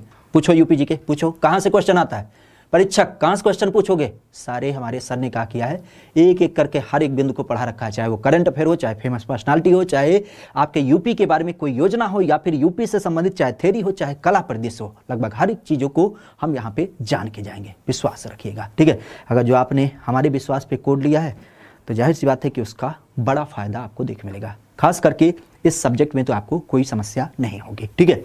चलेगा, किसकी बात कर रहे थे, 4 राज्य, और 4 राज्य के क्रम में अगर देखा जाए तो 4 राज्य कौन कौन से होते हैं, तो ये आपका हो जाता है, एक होता है मध्य प्रदेश, मध्य प्रदेश, मध्य प्रदेश के अलावा आपका यहीं पर झारखंड,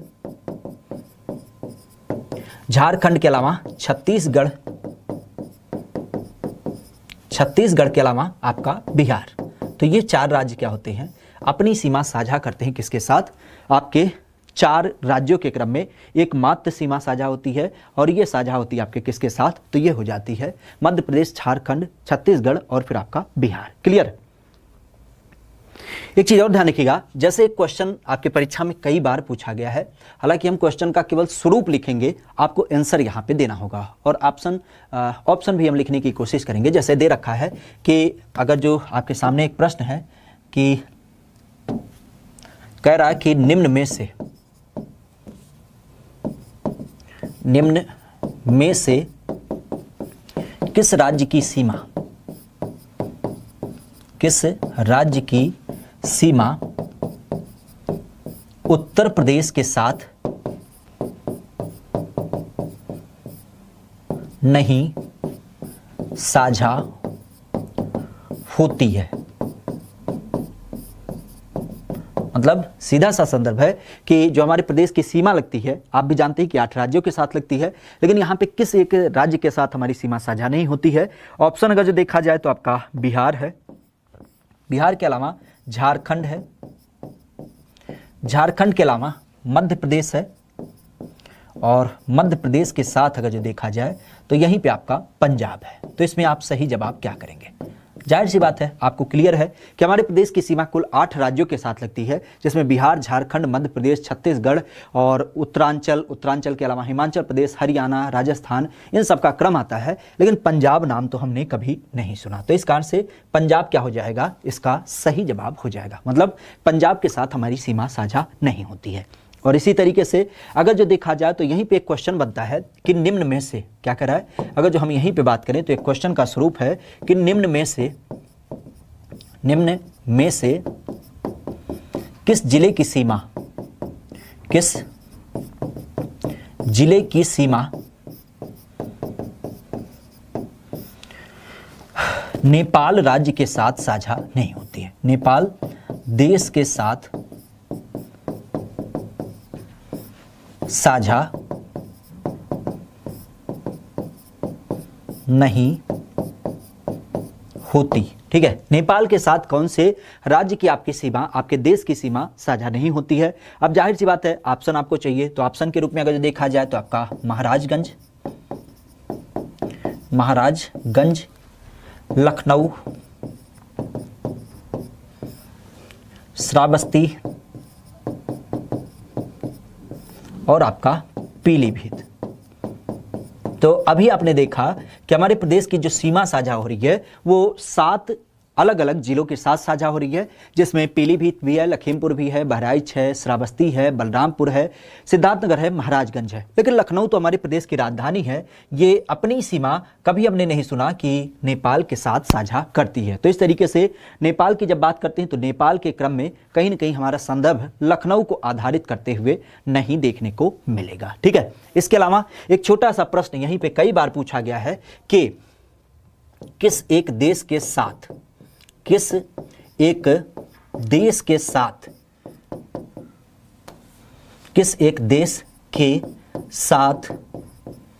हमारे प्रदेश की हमारे प्रदेश की अंतरराष्ट्रीय सीमा साझा होती है। मतलब अगर जो हम अंतरराष्ट्रीय सीमा की बात करें तो ये किस एक देश के साथ हमें देखने को मिलता है। अब जाहिर सी बात है देश के नाम आपको पता होना चाहिए, तो बांग्लादेश, नेपाल, पाकिस्तान, और पाकिस्तान के अलावा अगर बात करें तो यहीं पे ध्यान रखिएगा आपका एक और देश कह सकते हो कि भूटान। तो इनमें से हमारे देश की सीमा, हमारे प्रदेश की सीमा किस एक देश के साथ साझा होती है। तो बड़ा आसान सा क्वेश्चन हो गया कि हमारी सीमा साझा होती है केवल एक देश है जिसका नाम है नेपाल। तो नेपाल के साथ हमारी क्या होती है, सीमा साझा हो जाती है। ठीक है, इतना बिंदु क्लियर है। क्वेश्चन के माध्यम से हमने कुछ चीजों को देखने की जो कोशिश की, उसका संदर्भ आपको इस तरीके से समझ में आया होगा कि हमारे प्रदेश की जो सीमा साझा होती है वो अलग अलग तरीके से क्या होती है आपको देखने को मिलता है। तो इसी तरीके से हल्के फुल्के टाइप के क्वेश्चन आपके प्रश्न पत्र का कहीं ना कहीं प्रमुख हिस्सा भी देखने को मिलते हैं। ठीक है, तो इस चीज आ जाते हैं कहीं ना कहीं आपके क्वेश्चन के स्वरूप के रूप में आपको देखने को मिलते हैं। ठीक है, इस चीज़ को विशेषतः ध्यान रखिएगा क्योंकि ये सारे क्या हो जाते हैं आपके क्वेश्चन के स्वरूप के रूप में देखने मिलते हैं। ठीक है, इसके बाद अगर जो हम आगे बढ़ें तो आगे बढ़ने का जो हमारा संदर्भ होता है वो होता है हमारे प्रदेश के क्रम में ही। और प्रदेश की जब बात करते हैं तो पुनः हम थोड़ा सा दिशाओं के ऊपर बात करेंगे। दिशाएं आप भी जानते हैं, दिशाएं 4 होती हैं। कौन कौन सी? पूरब, पश्चिम, उत्तर और दक्षिण। ठीक है, अगर जो हम इसको नोटिफाई करें तो हमारे प्रदेश के क्रम में अगर जो इसकी बात करें तो दिशाएं आप भी जानते हैं, खास करके एक होती है पूरब दिशा, एक होती है पश्चिम दिशा। इसमें भी किसी को संशय तो नहीं है ना। एक होती है उत्तर वाली दिशा और एक होती है दक्षिण वाली दिशा। अब इस दिशा को बताने का परिपेक्ष क्या था? जाहिर सी बात है कि इसका कुछ संदर्भ होगा। क्या संदर्भ है? तो दिशा के ऊपर आधारित करते हुए आपके कई बार क्वेश्चन पूछे गए हैं। East, west, north, south. ठीक है, ईस्ट, वेस्ट, नॉर्थ, साउथ, पूरब, पश्चिम, उत्तर, दक्षिण, ये आपके जिले हो जाते हैं। ठीक है, तो हमारे प्रश्न का जो आधार होता है खास करके प्रश्न पत्र में, और प्रश्न पत्र में ये क्वेश्चन कई बार पूछा जाता है कि हम अगर जो अपने जिले की बात करें, खास करके अपने प्रदेश की बात करें, तो कौन सा जिला ऐसा है जो क्या करता है अपने दिशाओं के आधार पे पूर्वी जिला, दिशाओं के आधार पे पश्चिमी जिला, दिशाओं के आधार पे कह सकते हो कि दक्षिणी जिला, और दिशाओं के आधार पे कहीं ना कहीं आपका यहाँ पे संदर्भ देख मिलता है। ठीक है, तो इस मैप के सहारे हम देखने की कोशिश करेंगे कि दिशाओं के आधार पे हमारा क्या संदर्भ है। ठीक है, तो जैसा कि आपने देखा हम शुरुआत करते हैं सबसे पूर्वी जिला, और सबसे पूर्वी जिले की जब बात करते हैं तो उसका नाम क्या होगा? तो जाहिर सी बात है कि जिसका क्रम क्या हो जाएगा, सबसे पूरब में होगा, वही हमारे प्रदेश का सबसे पूर्वी जिला होगा। और ये कौन सा होगा? तो यूं कह सकते हैं हमारे प्रदेश का सबसे जो पूर्वी जिला है अर्थात ईस्ट में जो जिला है वो है आपका बलिया के रूप में। ठीक है, बागी बलिया की जब बात करते हैं तो बलिया हमारे प्रदेश की सबसे पूर्वी जिला हो जाती है, इसमें कोई संशय। बलिया के बारे में अगर बात करते हैं तो बलिया क्या हो जाता है आपके प्रदेश का सबसे पूर्वी जिला हो जाता है। ठीक है, नल्ला पाकिस्तान, अच्छा नल्ला पाकिस्तान, हाँ नल्ला ही कह सकते हो क्योंकि बेचारा कुछ काम तो करता नहीं है, केवल मतलब टांग अड़ाए पड़ा रहता है। ठीक है, तो जो लोग खलियर होते हैं उनका काम वही हो जाता है। ठीक है, क्लियर है। तो सबसे पूर्वी जिला क्या हो जाता है? सबसे पूर्वी जिला आपका बलिया के स्वरूप में देख मिलता है। ठीक है, इसके अलावा अगर हम बात करते हैं दूसरा तो हमारा होता है सबसे पश्चिमी। पश्चिमी अर्थात आप यहाँ पे एक थोड़ा सा कहीं ना कहीं इस लाइन के सहारे ध्यान रखिएगा, पश्चिमी इन द सेंस यूं, अगर जो इस लाइन की हम बात करें तो इस लाइन को अगर जो हम खींच पा रहे हैं, ठीक है, थोड़ा सा अगर जो हम सीधा करने की बात करें, और अरे भैया थोड़ा सा, ठीक है, अगर जो इस लाइन को हम खींच पाएँ तो आप यहाँ पे देख सकते हैं कि इस लाइन का जो टच हो रहा है, ठीक है, इस लाइन का जो टच हो रहा है वो किसके साथ हो रहा है? ठीक है, किसके साथ टच हो रहा है? बिल्कुल एकदम बारीक सा अगर जो आप देख पाएंगे तो वो हो रही है शामली के साथ। ठीक है, तो हमारा यहाँ पे जो संदर्भ होता है वो ये वाला जिला होता है, और इसकी जब बात करते हैं तो ये हो जाती है हमारे प्रदेश की सबसे पश्चिमी जिला। कौन सा? प्रदेश का सबसे पश्चिमी जिला। और पश्चिमी जिले की जब बात करते हैं तो पश्चिमी जिला कौन सा? तो ये हो जाता है आपका शामली। शामली की जब बात करते हैं तो शामली हमारे प्रदेश की सबसे पश्चिमी जिले के संदर्भ में देखने को मिलती है। इसके अलावा अब बात आती है हमारे प्रदेश के सबसे उत्तरी जिले की। नाम से पता चला तो उत्तर दिशा में कौन सा स्थित है, तो यहाँ पे देखने की जरूरत नहीं है। क्या हो जाता है, हमारे प्रदेश में जो सबसे पश्चिमी जिला है वो हो जाता है आपका सहारनपुर। क्या होता है, उत्तर प्रदेश की संदर्भ में अगर बात करते हैं तो सबसे उत्तरी जिला का जो क्रम होता है वो हो जाता है आपका सहारनपुर।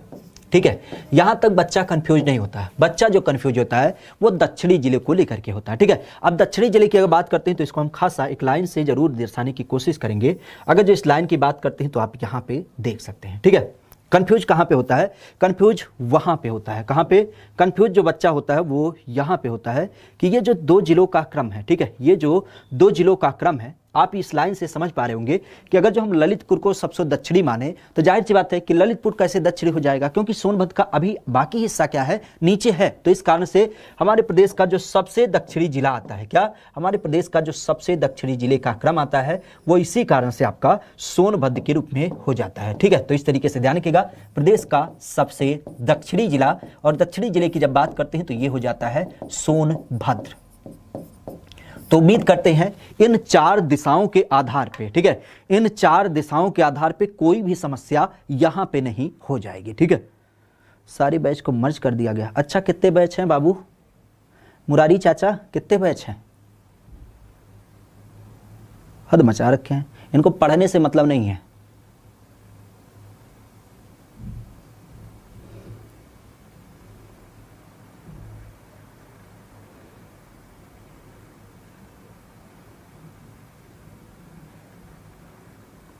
इतने में अगर जो कोई दिक्कत हो तो इसे बताएं ना।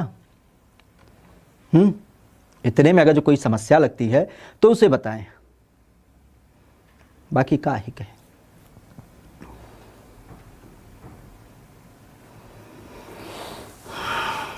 ना, ये तो कभी ना हो पाएगा। रेस्ट कहाँ दे दे, हद है पूरी तरीके से। बताओ पीडीएफ कहाँ मिलता है? पीडीएफ जब आपने कोर्स खरीदा है तो आप एक सेक्शन जानते होंगे। सेक्शन क्या होता है, जैसे ही आप मोबाइल खोलेंगे तो आपका जो कोर्स होगा वो कोर्स ओपन होगा। कोर्स ओपन करने के बाद जैसे आप क्लास लेते हैं, ठीक है, तो आपने लाइव सेशन में क्लास ली होगी, ये तो बात क्लियर है। लेकिन बाद में क्या होता है, ये जो वीडियोज होती हैं वो आपके सब्जेक्ट में चली जाती हैं। आपने देखा होगा सब्जेक्ट का एक एक फोल्डर बना है, तो उस सब्जेक्ट को जब खोलेंगे तो वहाँ पे आपके चैप्टर वाइज फोल्डर बने होंगे। उस चैप्टर वाले ये फोल्डर को जब खोलेंगे तो वहाँ पे एक कॉलम होगा वीडियो का जो लिखेगा वॉच, और उसके अगले कॉलम में एक ब्लू कलर का आपका कह सकते हो थोड़ा सा साइज का दिखेगा जिसमें हम पीडीएफ की संज्ञा देते हैं। ठीक है, तो दोनों साथ ही साथ दिखेंगे। ठीक है, तो इस कारण परेशान ना हो।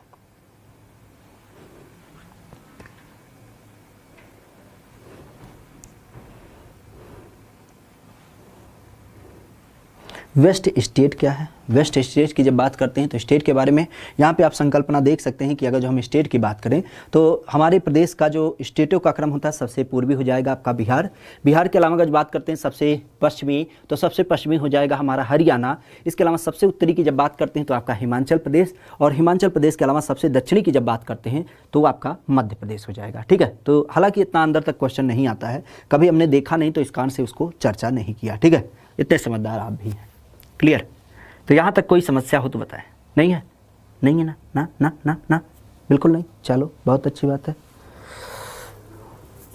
कमेंट पर ध्यान ना दें, ठीक है, तब किस पे ध्यान दें? क्योंकि तुम ही तो कमेंट कर रहे हो। हाँ, तुम कह रहे हो कमेंट पर ध्यान ना दें, तुम कमेंट कर रहे हो।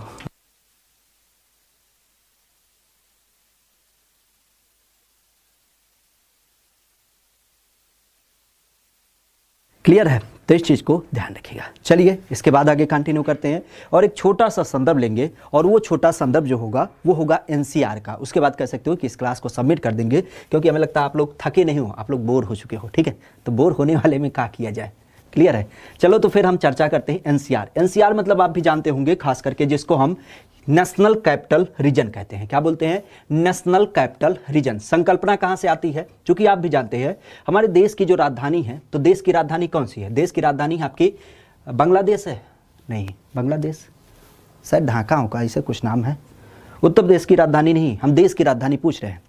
लाहौर तो नहीं बनाई गई थी, लास्ट ईयर शायद चेंज किया गया था, हमें लग रहा है। पाकिस्तान को कब्जा करके हमने अपनी राजधानी चेंज कर दिया था, शायद लाहौर बनाया था ना। बिल्कुल दिल्ली की जब बात करते हैं तो आप भी जानते हैं दिल्ली का जो संदर्भ होता है वो यहाँ पे छोटा सा क्या है, दिल्ली है। लेकिन एक चीज बताइए, ये जो दिल्ली का संदर्भ होता है, अगर जो हमें कोई सरकारी कार्यालय स्थापित करना है, इवन अगर जो राजदूत वगैरह के संदर्भ में आपके ऑफिस वगैरह होती है और भी बहुत सारी चीजें होती हैं, उनको अगर जो स्थापित करना होता है तो दिल्ली जब छोटा सा प्रदेश है तो उसमें कितनी चीजें स्थापित हो पाएंगी। और इसी कारण से कहीं ना कहीं हमें जरूरत पड़ती है और अतिरिक्त क्षेत्र की, और उसी क्रम में हमारा नाम जुड़ता है एनसीआर का। एनसीआर अर्थात जिसको हम क्या बोलते हैं, नेशनल अर्थात राष्ट्रीय capital region. National capital region की जब बात करते हैं तो इसका जो क्रम आता है वो संदर्भित हो जाता है किसके रूप में, कि राष्ट्रीय राजधानी क्षेत्र, जिसको हम क्या बोलते हैं, हमारे यहां पे राष्ट्रीय राजधानी क्षेत्र। इसका पर्याय क्या होता है, तो आप भी जानते हैं कि राष्ट्रीय राजधानी क्षेत्र मतलब दिल्ली के पैरेलल जो इसके चारों तरफ, इसके चौहद्दी की अगर बात करें तो एक बड़ा सा रीजन बनता है। और इस बड़े से रीजन की जब बात करते हैं तो उसी को हम क्या नाम दे देते हैं, उसी को हम राष्ट्रीय राजधानी क्षेत्र का दर्जा देते हैं। अब ये जो राजधानी क्षेत्र का दर्जा होता है वो कुछ इस तरीके से अपने आप को घेरे रहता है, और संयोग की बात होती है कि हमारे उत्तर प्रदेश के कुछ एक जिले क्या होते हैं इसके अंतर्गत सम्मिलित किए गए हैं, और वो परीक्षा के लिए काफी महत्वपूर्ण हो जाते हैं। इनकी अगर बात करते हैं तो ये कौन से हैं, विशेष ध्यान रखिएगा, हमारे प्रदेश से अर्थात उत्तर प्रदेश से कुल 8 जिले क्या किए गए हैं, इसमें सम्मिलित किए गए हैं। कितने, कुल 8 जिले इसमें शामिल किए गए हैं, और यही आपके परीक्षा के लिए इंपॉर्टेंट होते हैं। कौन से, यहां पे आप देखिएगा तो ये 8 जिलों का क्रम आपको विशेष देखने मिलेगा। ये 8 जिले देखने को मिलते हैं कुछ इस तरीके से। कौन कौन से, बागपत, मेरठ, गाजियाबाद, हापुड़, बुलंदशहर और गौतम बुद्ध नगर। विशेष ध्यान रखिएगा कौन कौन से, यहां पे अगर बात करते हैं तो आपका बागपत,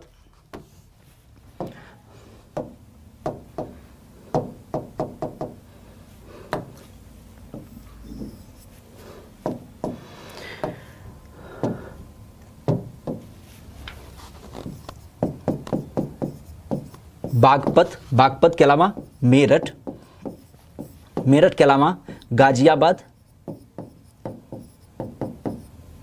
गाजियाबाद के साथ आपका हापुड़, हापुड़ के अलावा गौतम बुद्ध नगर, गौतम बुद्ध नगर, और गौतम बुद्ध नगर के अलावा यहां पे आपका बुलंदशहर, बुलंदशहर, और बुलंदशहर के अलावा अगर बात करते हैं तो यहीं पे मेरठ, और मेरठ के अलावा शामली। तो इस तरीके से ध्यान रखिएगा ये 8 जिले हैं। कौन कौन से, बागपत, मेरठ, गाजियाबाद, हापुड़, गौतम बुद्ध नगर, बुलंदशहर, और साथ ही आपका मेरठ और शामली। विशेषता ध्यान रखिएगा ये 8 जिले ऐसे हैं जिनको क्या किया गया था, हमारे यहाँ पे कह सकते हो कि एनसीआर में शामिल किया गया था। क्या किया गया था, एनसीआर के अंतर्गत शामिल किया गया था। और एक चीज ध्यान रखिएगा, यही क्वेश्चन कई बार पूछा गया है आपके प्रश्न पत्र में, खास करके जब हम बात करते हैं इस शामली को। शामली चूंकि आप भी जानते हैं लेटेस्ट बनाया गया था, तो इसी कारण से इसको क्या किया गया था, हाल ही में सम्मिलित, और इसी के ऊपर आधारित क्वेश्चन कई बार पूछा गया है कि हाल ही में सम्मिलित, हाल ही में शामिल किया गया एनसीआर के अंतर्गत जिला। ठीक है, हाल ही में एनसीआर में शामिल जो जिला होता है वो कौन सा है, तो वो आपका हो जाता है शामली। तो इस चीज को विशेष ध्यान रखिएगा। बाकी संदर्भों की जब बात करते हैं तो इसके बाद आगे कंटिन्यू करेंगे, क्योंकि अब हमें लगता है आपकी हिंदी की क्लास लगने वाली है। ठीक है, तो आप उसको कंटिन्यू करिएगा। बाकी चीजों की हम शुरुआत करेंगे अगले दिवस में। क्लियर है, मेरठ 2 बार हो चुका है। अच्छा, बागपत, मेरठ, गाजियाबाद, हापुड़, बुलंदशहर, गौतम बुद्ध नगर। अरे कौन सा कन्फ्यूजन, 3 3 6 2 8 सही तो लग रहा है। अच्छा, मेरठ 2 बार हो गया है। ठीक है, मेरठ 2 बार हो चुका है, तो मेरठ की जगह एक वो ध्यान रखिएगा, क्या नाम होता है वो आपका मुजफ्फरनगर। ठीक है, माफ करिएगा, मुजफ्फरनगर। क्लियर, मुजफ्फरनगर। ठीक है, मुजफ्फरनगर इसमें आ जाता है। चलेगा, तो फिर आज के लिए इतना रखते हैं। ये विशेष ध्यान रखिएगा, चीज़ों को रिवाइज कर लीजिएगा, और मिलेंगे कल की क्लास में जरूर। और अपने दोस्तों को बता दीजिएगा जो लोग खास करके परचम लहराना चाहते हैं और उस पड़ोसी को जवाब देना चाहते हैं, तो उनके लिए पांडे 10 कोड। क्यों, क्योंकि भाई चाय वाली पार्टी तो उनसे लेनी ही पड़ेगी, तो इस कारण से पांडे 10 लगाएंगे तो 10% का आप उन्हें जरूर मिलेगा। आज के लिए इतना ही। Thank you, all the best.